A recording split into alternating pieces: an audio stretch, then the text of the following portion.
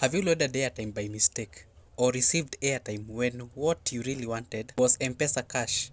If you are on Safaricom or Airtel, this is a problem that many people face, and most don't even know that there is a fast, legit way to convert airtime to M-Pesa instantly. In this video, I'll show you how to convert airtime to cash straight to your M-Pesa.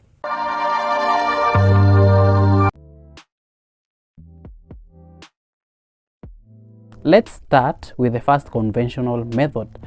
You go to STK, buy airtime from there, and then you receive it. Now I'm going to show you how to reverse that. Maybe you entered the wrong amount. Safaricom some time back introduced this feature where you can reverse airtime being purchased from them.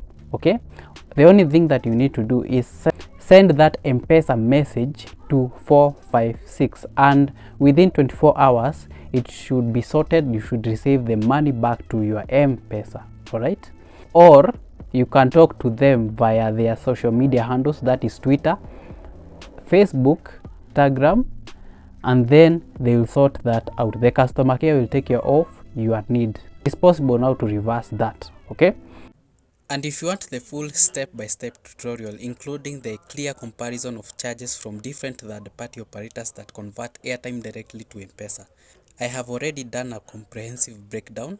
You'll find the full video link in the description below. See you on the next one and be productive.